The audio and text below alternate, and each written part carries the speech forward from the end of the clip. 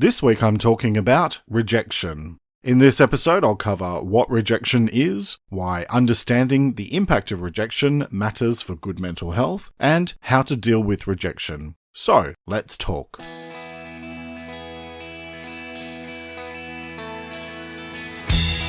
This is Let's Talk About Mental Health, a weekly podcast full of simple ideas for better mental health.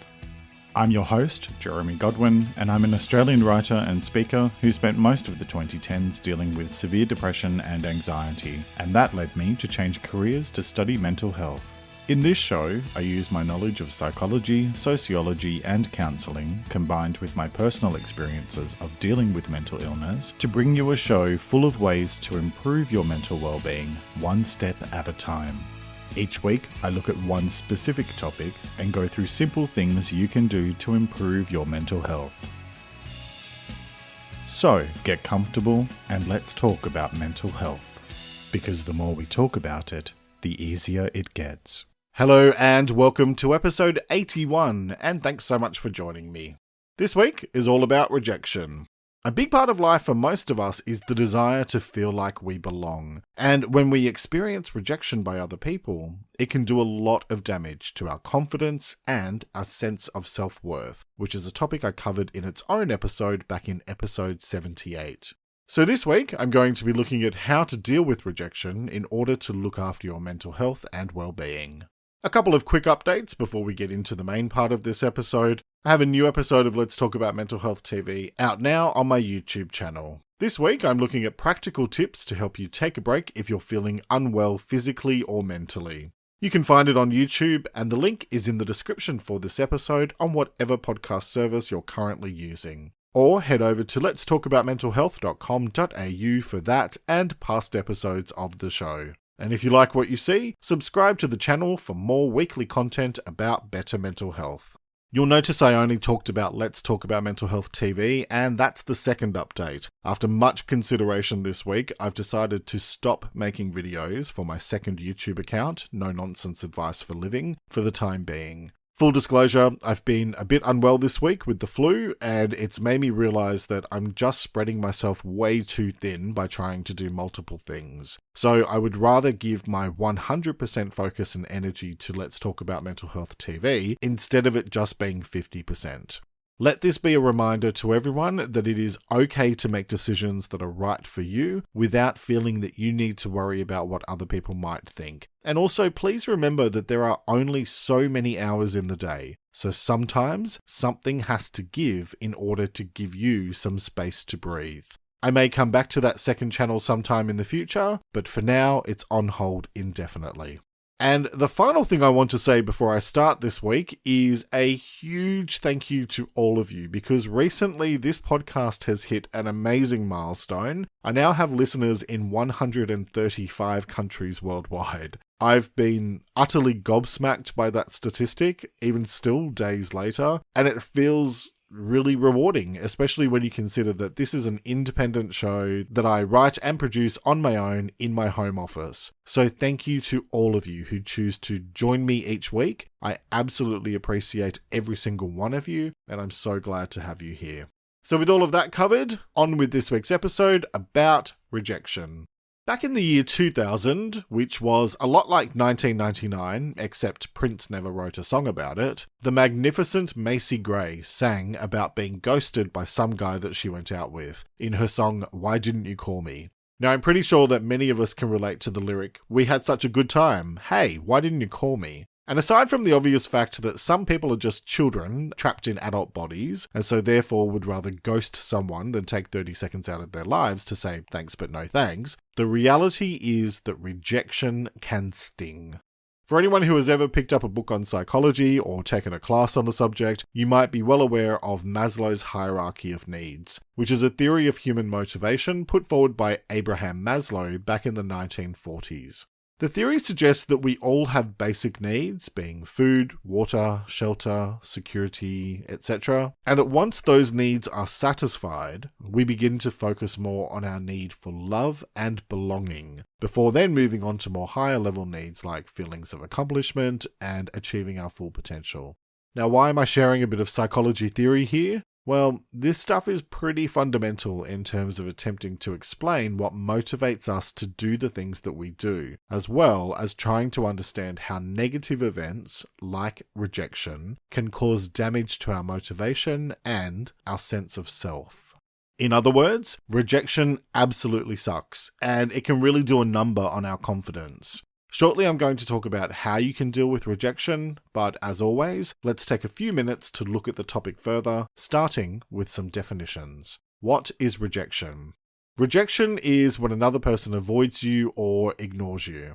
It's related to lots of miserable sounding words like abandonment, exclusion, shunning, and desertion. In other words, it's where someone decides they don't want to be around you or talk to you for whatever reason, or where they choose to push you away on the basis of some personal aspect that they don't like or agree with. It could be someone you've dated deciding not to see you again. It could be a friend deciding that the friendship has run its course, or that they no longer wish to be associated with you for whatever reason. It could be a family member rejecting you because they don't agree with who you are, or they demand that you see things their way and their way only. Or it could be an acquaintance or work colleague who excludes you for some reason. Or it could be 1,000,001 other scenarios. Whatever the situation is, here's what they all have in common. Most types of rejection can feel brutal, especially since they go against our instinctive desire to belong, to feel seen and valued and respected as a human being. Sometimes rejection can follow a situation like a major argument, and sometimes rejection can come out of nowhere.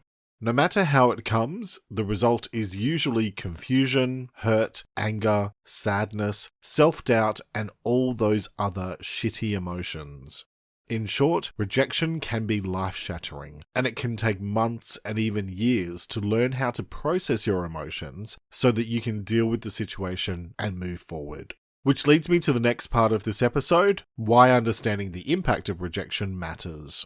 And it matters because rejection can be extremely painful, both mentally and physically. Let's start with the physical. According to the American Psychological Association, or APA, and I quote, "As far as your brain is concerned, a broken heart is not so different from a broken arm." A University of Michigan study scanned the brains of participants whose romantic partners had recently broken up with them. The brain regions associated with physical pain lit up as the participants viewed photographs of their exes. Physically, rejection takes a toll. People who routinely feel excluded have poorer sleep quality, and their immune systems don't function as well as those of people with strong social connections. And the link for that is in the transcript. So there is evidence to suggest what we all pretty much know anyway, which is that rejection really does hurt. Now let's consider the psychological side of that hurt now. And again, I'm going to quote from the same APA article. Rejection causes a cascade of emotional and cognitive consequences, researchers have found. Social rejection increases anger, anxiety, depression, jealousy, and sadness.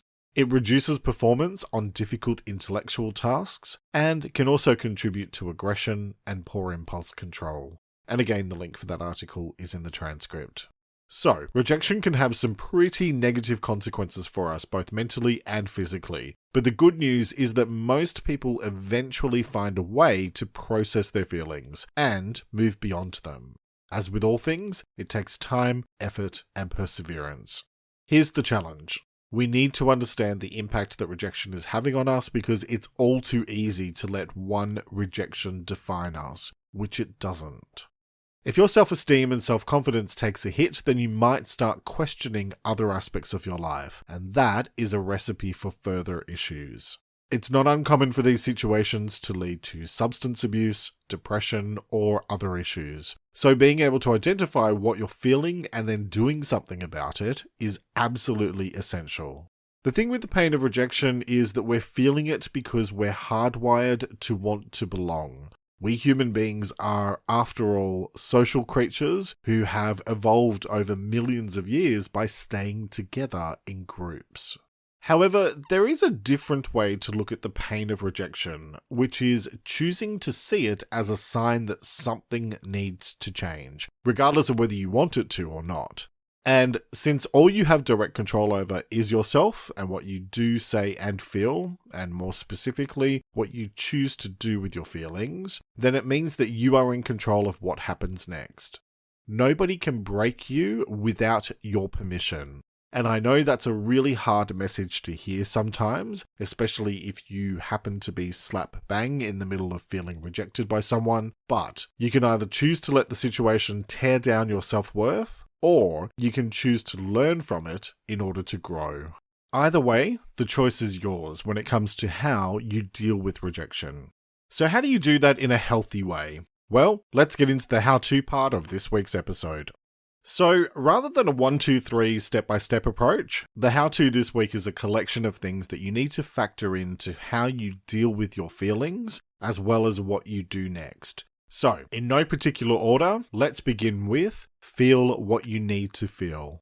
I think sometimes we can be so focused on wanting to feel good that we forget the purpose of negative emotions. Even though they're horrible and they make us feel like shit, strong feelings of rejection or sadness or whatever happen to us because we care. If someone you really couldn't care less about rejects you, does it even register as anything more than just a minor annoyance? No. It happens when there's some kind of emotional connection tied into the situation, like an intimate relationship or a family connection.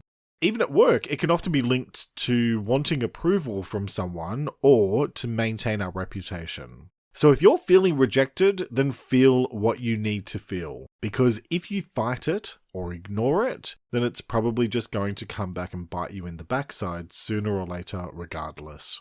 The key here is to recognize that feelings and thoughts are not facts. Usually, they are reflections of our emotional state and whether or not our needs are being met. If you're feeling rejected, then clearly your need to be accepted is not being met. So acknowledge that and accept it. There's no right or wrong when it comes to your emotions. They are what they are. How you feel is how you feel. You can do things to make yourself feel better and more positive, which I'll come back to in a few minutes. But if unpleasant feelings creep back in from time to time, well then, so be it. Those feelings are there for a reason. As I discussed back in episode 26 about grief, when we suffer a loss of some kind, we often have all these feelings that we have nowhere to put, and that can cause us pain. The only way through it is through it, and that requires you to focus on taking things one day at a time.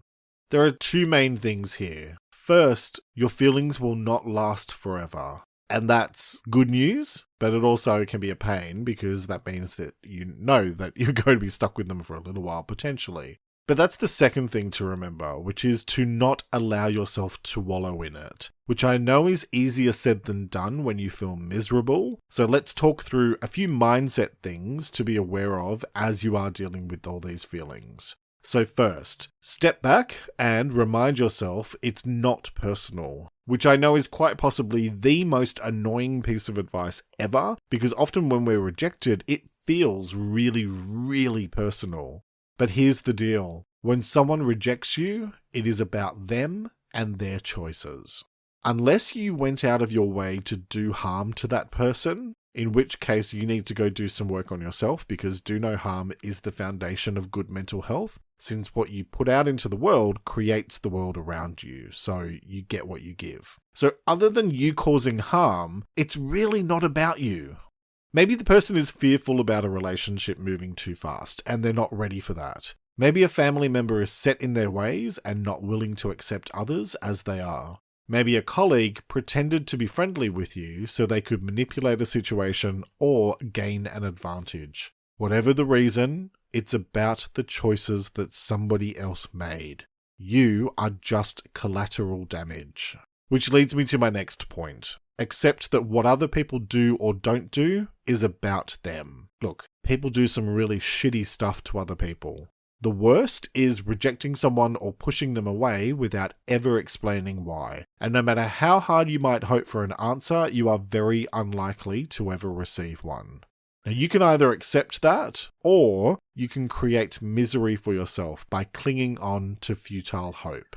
Don't get me wrong, I'm a big fan of hope because it makes life worth living, and I even covered hope in its own episode back in episode 17. But there's hope, and then there's self-torment.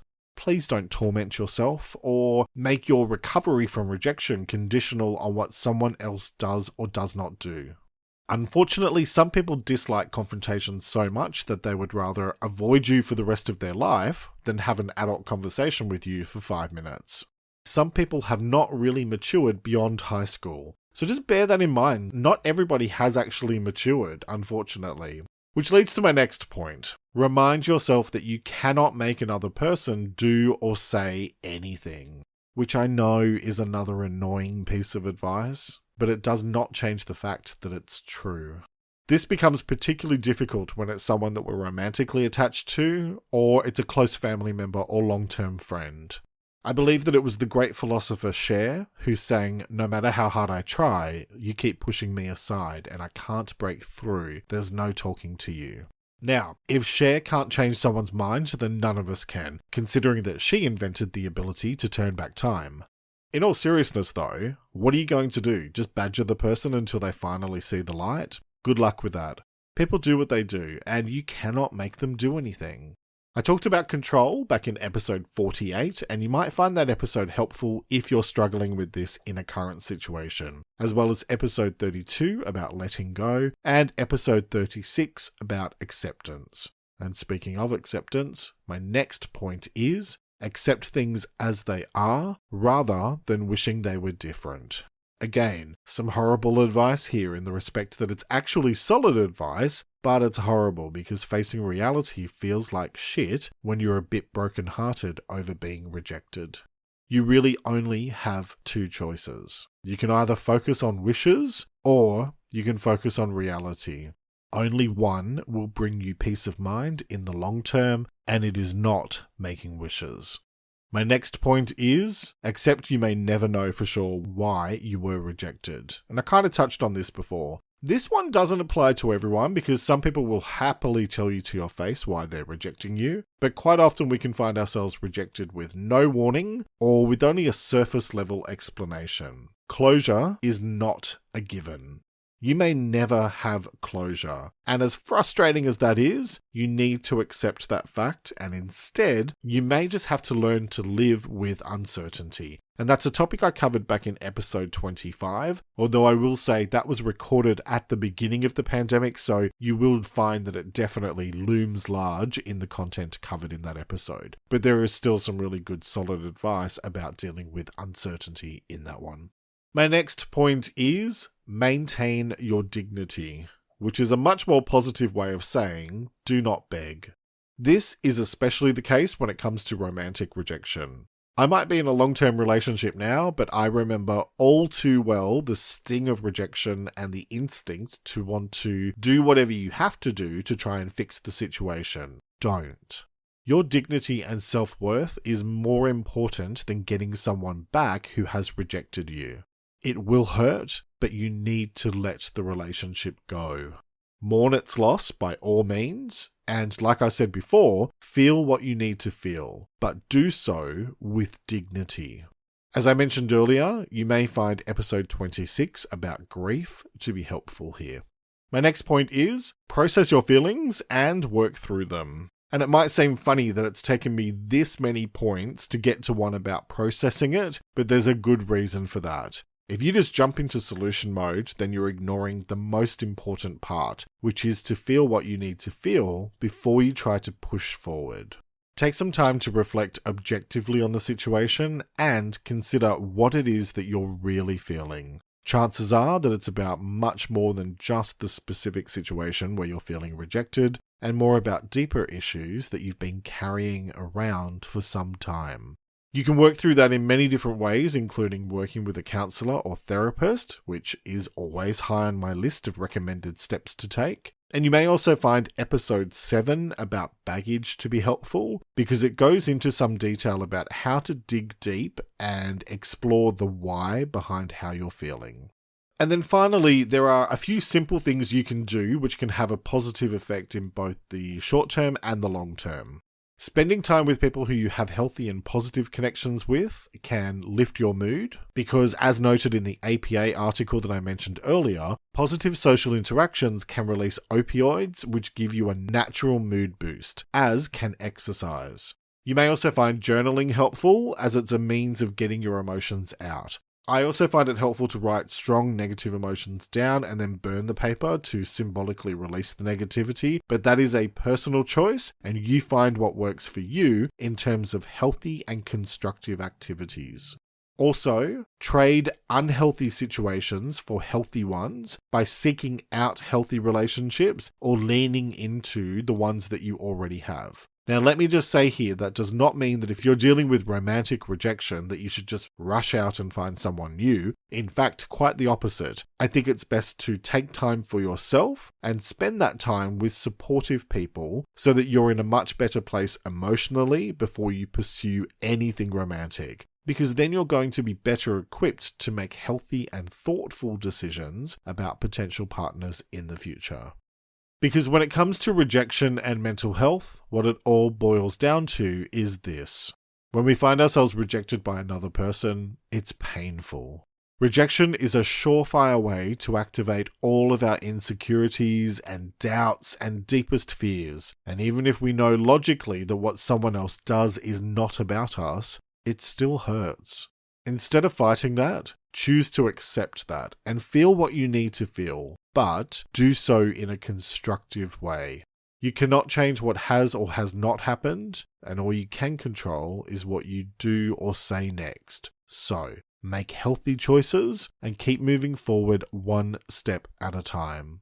With time, effort, and perseverance, you will learn to adapt, and you will discover lessons that you can take from this current situation to help you be the best version of yourself possible. The choice is yours, as it is with all things related to your well-being. So, what choice will you make today?